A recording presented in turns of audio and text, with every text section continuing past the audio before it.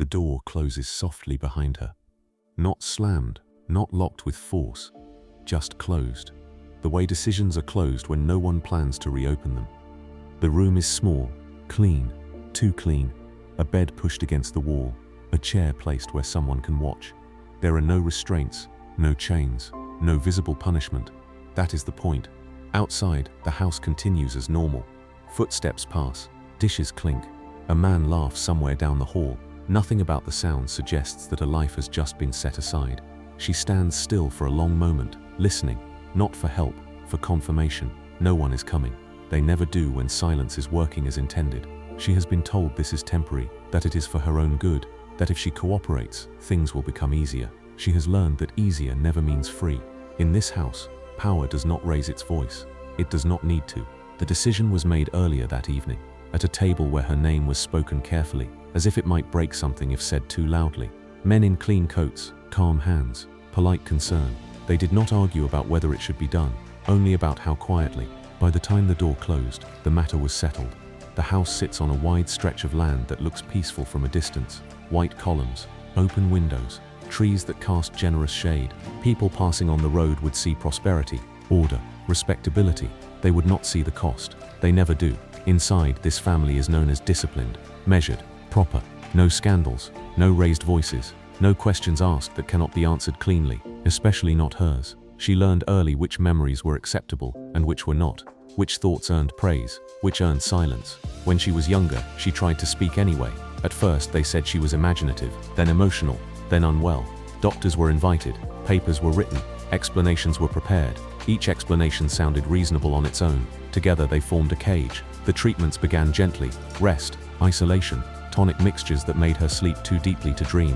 When she resisted, they adjusted the dosage. Not enough to kill her, just enough to soften the edges, enough to blur time, enough to make her doubt herself. She learned to nod at the right moments, to repeat what was expected, to let her face relax into something neutral. People praised her progress. They said she was improving. What they meant was that she was becoming quieter. Years passed like this, not marked by birthdays or seasons, but by how closely she was watched. She learned that silence could be useful, that listening revealed more than speaking ever had. That power talks freely when it believes it is unobserved. She began to notice patterns: who left late, who arrived without announcing themselves, the sounds that traveled upward through the floors at night. She did not write them down at first. She memorized them. Paper could be taken. Memory was harder to erase. The man assigned to watch her was not chosen for kindness. He was chosen because he had no reason to care, or so they thought. He had been purchased recently, transferred without explanation, placed close to the house rather than the fields. A quiet man, observant, useful. He did not look away when spoken to.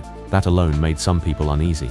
He understood routines quickly, learned which doors creaked, which voices carried. He was told her condition required supervision, that he was to report any change immediately. He nodded, agreed, said very little.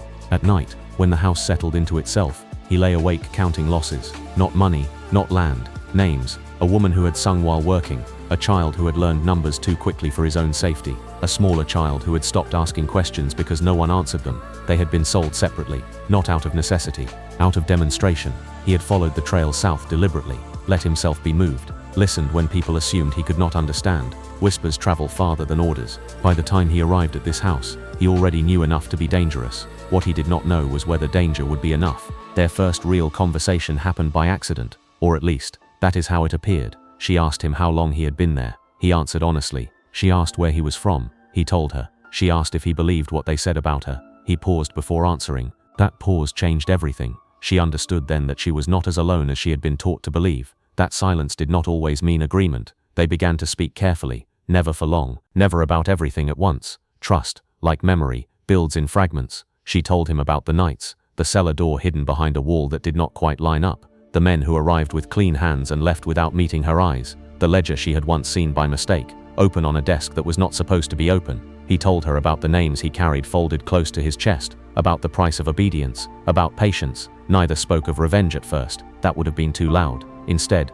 they spoke of timing, of proof, of what survives when stories are buried. When her condition began to improve, people congratulated themselves. They praised the method. They said the arrangement was working. They did not notice that she was walking farther each day, that her eyes followed conversations more closely, that she was remembering. The announcement came shortly after. It was framed as practical, necessary. Her care would be transferred, responsibility reassigned. The room reacted the way rooms always do when something improper is explained politely. Confusion first, then relief. If it had been announced differently, there might have been objections, but it was presented as medical, and medicine is a powerful excuse. She said nothing. She did not need to. Her silence had been rehearsed longer than anyone realized. What followed was preparation disguised as routine.